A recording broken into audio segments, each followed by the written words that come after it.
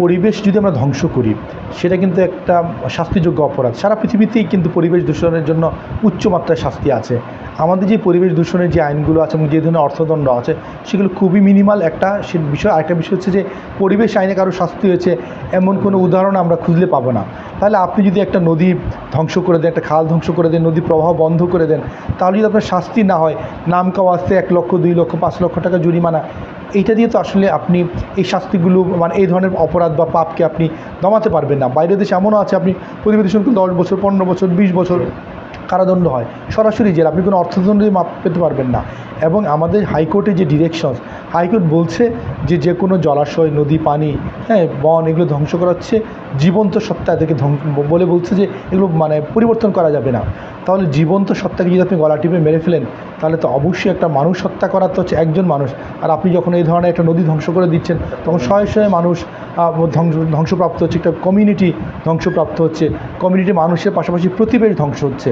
তাহলে এই যে আপনি জীবন্ত সত্তাকে এইভাবে ব্রডার স্কেলে ধ্বংস করছেন তাহলে তো আপনি কতটা প্রাণদণ্ড, কতটা মৃত্যুদণ্ড বা কী পরিমাণ আপনি হচ্ছে যে জেল দণ্ড দিয়ে আপনি এটা প্রতিবিধান করবেন। অবশ্যই পাপটাকে সর্বোচ্চ আমলে নিয়েই আসলে আমাদের বাইরের দেশের মতো করে সেটার সাথে মিল রেখে আমাদের সেই পরিমাণ জরিমানা এবং অর্থদণ্ড এবং পাশাপাশি আমাদের শারীরিক স্বাস্থ্য যেটা হচ্ছে আমাদের জেল, সেটা যদি আমরা করতে পারতাম তাহলে অন্তত দূষণকারী যারা আছেন তারা অন্তত একটু হলেও ভাবতেন। কিন্তু এখন বিদ্যমান যে পরিস্থিতি, যারা দূষণকারী তারা অত্যন্ত নির্ভর অবস্থাতেই তারা তাদের যে পরিবেশ দূষণটা একদম চালিয়ে যাচ্ছেন। আর তারা একটা জিনিসই চিন্তা করেন যে আমরা যদি সেই অর্থে কখনো আইনের আওতায় পড়ে আমরা ম্যানেজ করে নিব। ম্যানেজ করার ক্ষেত্রে তারা রাজনৈতিক আশ্রয় খুঁজেন এবং সেই আশ্রয়টাই তাদেরকে আরও শক্তিশালী করে যে আমরা সকল ধরনের আইনের ঊর্ধ্বে। এই যে একটা সংস্কৃতি, এটা যদি বন্ধ না হয় এবং বিদ্যমান আইনগুলো দিয়ে আসলে আমাদের পরিবেশ দূষণ থেকে আমরা জনগণ এবং প্রতিবেশকে বাঁচাতে পারবো না।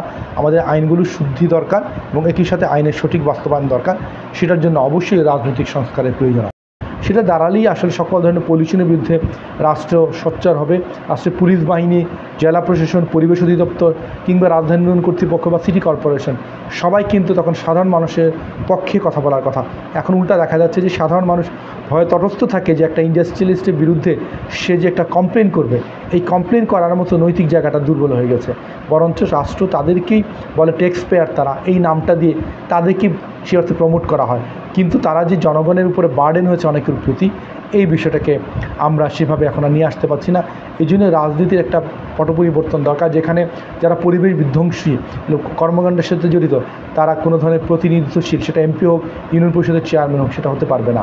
এই বিষয়গুলো নিয়ে আসা উচিত। আমরা যে শুধুমাত্র ট্যাক্সের কথা বলি, যে ট্যাক্স ডিফল্টার, যে আপনার এনভায়রনমেন্টাল ডিফল্টার, তাকেও তো এক ধরনের পানিশমেন্ট দিতে হবে। এই বিষয়গুলো নিয়ে আলোচনা হওয়া উচিত এবং রাজনীতিকে কোয়েশ্চেন করা উচিত যে এই রাজনীতির মাধ্যমে আমরা কি সঠিক প্রতিনিধি তৈরি করতে পারছি যারা পরিবেশের প্রতি সংবেদনশীল, যারা সাধারণ জনগণের সুখ দুঃখের প্রতি সংবেদনশীল। এই জায়গায় যেতে না পারলে আমাদের পরিবেশ যেমন ঠিক হবে না, ঠিক তেমনি আমাদের নগরায়নও ঠিক হবে না। এবং এই যে লুপটা আমাদের সামনের দিনগুলোতে আমাদের পরিবেশের আরও ভয়ঙ্কর বিপর্যয়ের দিকে নিয়ে যেতে পারে। এবং এই ধরনের বিপর্যয় চলতে পারলে ঢাকার মতো মেগা শহর এক ধরনের, সেখানে এমন অবস্থা হবে হয়তো সাধারণ মানুষ জীবন বাঁচাতে তখন সে অর্থনীতিকে অগ্রাহ্য করে সে নিজের জীবন বাঁচাতে তখন এই শহর ত্যাগ করতে পারে। এই জায়গায় যাওয়ার আগেই আমাদের রাজনীতি এবং পরিকল্পনার শুদ্ধি